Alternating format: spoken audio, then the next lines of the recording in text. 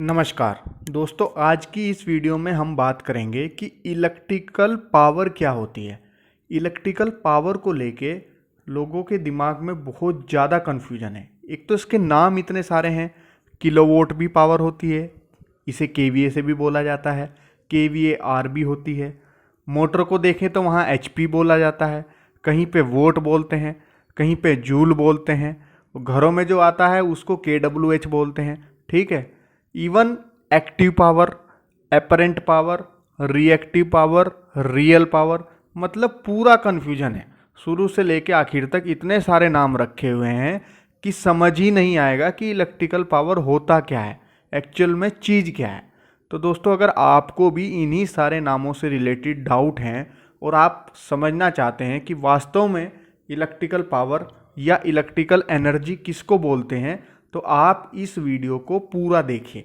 इस वीडियो को पूरा देखेंगे तो आज आपके सारे डाउट क्लियर हो जाएंगे।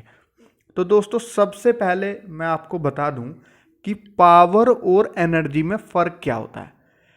पावर को अगर आप समय से मल्टीप्लाई कर दें तो उसे बोलते हैं एनर्जी। मतलब कि अगर आपके घर में 5 किलोवाट पावर आ रही है, अगर वो पावर 1 घंटे तक आएगी तो आपकी एनर्जी बनी 5 किलोवाट आवर। ठीक है। अगर वो पावर 2 घंटे तक आ रही है तो आप 5 किलोवाट की मल्टीप्लाई कितने से कर देंगे? 2 से कर देंगे, तो हो गई 10 किलोवाट आवर। तो अगर पावर और टाइम को मल्टीप्लाई कर दें तो बनती है एनर्जी। ठीक है। और सेम चीज़ अगर मैं टाइम को यहाँ पर नीचे ले जाता हूँ तो पावर क्या होती है? अगर एनर्जी को टाइम से भाग कर दें तो उसको बोलते हैं हम पावर।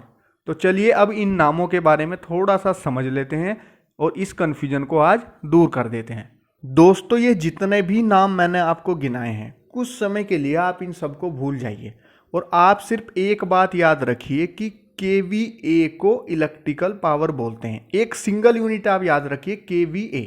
के से होता है किलो, वी से होता है वोल्ट और ए से होता है एम्पियर, यानी kilo volt ampere electrical power होती है। ठीक है। अब ये किलो जो है इसका वही काम है जो ग्राम में किलोग्राम का है। मतलब कि वोल्ट एम्पियर और किलो वोल्ट एम्पियर कुछ ऐसा ही है जैसा ग्राम और किलोग्राम। ठीक है, एक ही यूनिट है। अब हम आते हैं पावर ट्रायंगल पर। ये है पावर ट्रायंगल। ये देखिए, मैंने यहाँ पर केवीए बनाया है रेड कलर से। ये जो रेड कलर से आप लाइन देख रहे हैं इसको हम बोलेंगे किलो वोल्ट एम्पियर। अब किलो वोल्ट एम्पियर 2 यूनिट से मिलकर बनता है, या ये कह लीजिए कि इसके 2 हिस्से होते हैं। पहला होता है किलो वोट और दूसरा होता है केवीएआर। ठीक है। ये इसका हॉरिजॉन्टल कंपोनेंट है, ये इसका वर्टिकल कंपोनेंट है, और इन दोनों का वेक्टर सम को हम बोलेंगे केवीए।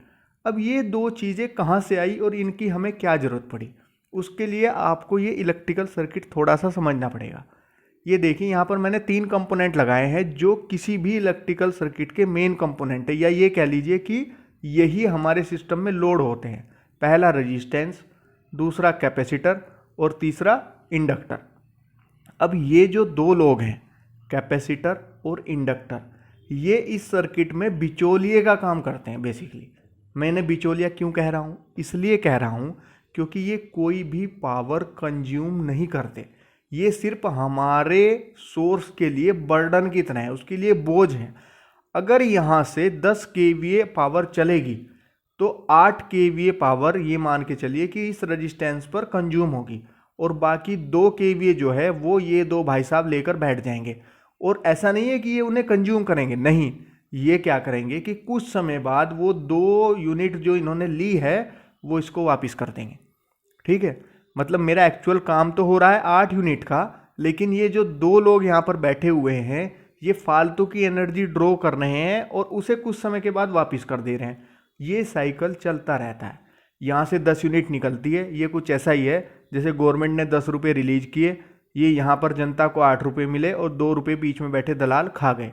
लेकिन ये दलाल ऐसे हैं जो हाथ के हाथ ही कुछ समय बाद इस पैसे को वापस कर देते हैं गवर्नमेंट को। ठीक है। यहाँ से फिर से 10 यूनिट चलेंगी, यहाँ पर 8 मिलेंगी, 2 ये लोग रख लेंगे और इसको कुछ समय बाद वापस दे देंगे। ठीक है ना। लेकिन इस पर तो 10 का ही बर्डन आया। तो ये दोनों कंज्यूम करते हैं केवीएआर और ये कंज्यूम करता है किलो वोट। ठीक है। तो हमारे काम में, जनता के काम में जो एक्चुअल पैसा आ रहा है वो क्या है? Kilo vote. इसलिए हम बोलते हैं कि किलोवोट हमारी एक्चुअल पावर होती है। और ये जो KVAR है, ये लेन देन वाली पावर है। मतलब ये रख लेंगे कुछ समय के लिए, फिर से वापस कर देंगे, फिर से रख लेंगे, फिर से वापस कर देंगे। तो इस सिस्टम पर जो बर्डन आएगा वो बर्डन आएगा KVA का। ठीक है, अब ऐसा क्यों होता है, ये लोग क्यों उस 2 यूनिट को रख ले रहे हैं और वापस कर दे रहे हैं? उसका रीजन है कि ये पावर को स्टोर करते हैं, इकट्ठा करते हैं कुछ समय के लिए। कैसे? कैपेसिटर पावर को चार्ज के रूप में इकट्ठा करता है। कैपेसिटर क्या करता है, उसकी दोनों प्लेट चार्ज हो जाती हैं, वो इलेक्ट्रिक चार्ज को स्टोर कर लेता है। लेकिन उसकी इतनी हिम्मत नहीं है कि वो उसे हमेशा के लिए स्टोर करके रख ले, कुछ समय के बाद उसको वो देना पड़ेगा सिस्टम को वापस। ऐसे ही इंडक्टर क्या करता है, ये मैग्नेटिक फ्लक्स के रूप में पावर को एब्जॉर्ब कर लेता है। जैसे ही पावर इधर से चलती है, ये भाई साहब इसे इलेक्ट्रिक चार्ज के रूप में स्टोर कर लेंगे, ये इसे मैग्नेटिक फ्लक्स के रूप में स्टोर कर लेंगे, और ये इसे डेसिपेट कर देंगे, यानी कि यूज कर लेंगे। ठीक है ना। फिर जैसे ही समय बीता, थोड़ा सा कुछ मिली सेकेंड के बाद, ये कहेंगे जी हमसे तो रखी नहीं जा रही है, आप वापस ले लो। ये कहेंगे हमसे भी नहीं रखी जा रही, आप वापस ले लो। ये दोनों के दोनों अपनी पावर यहाँ पर दे देंगे। मतलब कुछ समय के लिए चार्ज रहेंगे और कुछ समय के बाद डिस्चार्ज हो जाएंगे। ठीक है, तो इसीलिए हमें पावर के 2 कंपोनेंट बनाने पड़े। पहले को हमने बोला किलोवोट, जो रेजिस्टेंस कंज्यूम करता है, और दूसरे को हमने बोला KVAR, जिसको कैपेसिटर और इंडक्टर कंज्यूम करते हैं। अब आप इन्हें सर्किट से हटा भी नहीं सकते। अगर आपके दिमाग में ये सवाल आ रहा है कि क्यों ना हम इन दोनों को हटा दें, हम इसे ही रखें, ऐसा आप नहीं कर सकते, क्योंकि जहाँ पर भी आपने तार को घुमा दिया वहाँ पर इंडक्टर बन गया। जहाँ पर आपने 2 प्लेटें एक साथ रख दी जिस सिस्टम में भी, वहाँ पर कैपेसिटर बन गया। और आप इन्हें चाहकर भी सिस्टम से हटा नहीं कर सकते। आप इन्हें कम तो कर सकते हैं लेकिन हटा नहीं सकते। तो इसलिए हमारा जो सिस्टम होता है, जो पावर प्लांट होता है, उस पर एक्स्ट्रा बर्डन पड़ता है। वो वहाँ से KVAR भेजता है और ये लेन देन बीच में चलती रहती है। अब मैं आपको बाकी यूनिट समझाता हूँ कि बाकी यूनिट कहाँ से आई। ठीक, तो दोस्तों अपने उस एग्जाम्पल से हमें समझ आया कि KVA होता है किलोवोट और किलोवोल्ट एम्पियर रिएक्टिव का सम। इन दोनों को जोड़ दें तो बनेगा KVA, और KVA ही एक्चुअल पावर होती है, यानी कि जो इलेक्ट्रिसिटी की पावर है उसको KVA ही बोलेंगे। अब KVA को दूसरा नाम होता है एपरेंट पावर, यानी कि आभासी पावर। अब ये आभासी क्यों है? ये आभासी इसलिए क्योंकि हमारे काम में तो यही आ रही है ना दोस्तों, ये तो हमारे किसी काम की है नहीं, ये तो बिचौलिए खा ले रहे हैं बीच में। तो हमें कुछ आभासी चीज़ें मिलती हैं और काम में हमारी ये आती हैं। अब जो चीज़ हमारे काम में आ रही है उसको हम बोलेंगे रियल पावर या एक्टिव पावर। ठीक है, और जो चीज़ हमारे काम में नहीं आ रही है, जो हमारा सिस्टम रिएक्ट कर दे रहा है या वापिस कर दे रहा है, उसे बोलेंगे रिएक्टिव पावर। ठीक है, तो KVA का नाम है किलोवोल्ट एम्पियर, का दूसरा नाम है एपरेंट पावर, आभासी पावर। किलोवोट को बोलेंगे एक्टिव पावर, रियल पावर, या वो पावर जो सिस्टम में एक्चुअल में यूज हो रही है। और KVAR को बोलेंगे रिएक्टिव पावर। अब दोस्तों एनर्जी, जैसा मैंने आपको शुरुआत में बताया था, होती है पावर और समय का गुणनफल।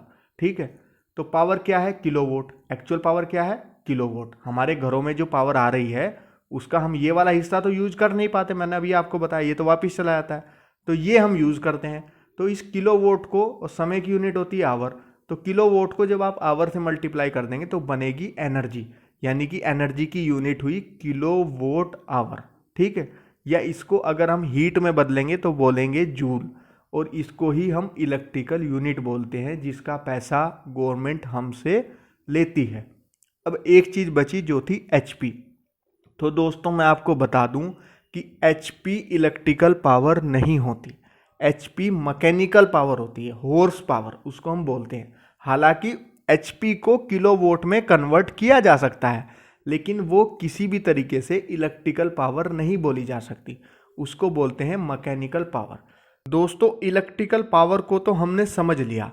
अब हमारे पास एक चीज़ रह गई, जो है ये एंगल KVA और KW के बीच में आने वाले इस थीटा एंगल का अगर मैं कोसाइन ले लूँ तो उसको बोलेंगे कोस थीटा, और इलेक्ट्रिकल की भाषा में इसे कहते हैं पावर फैक्टर।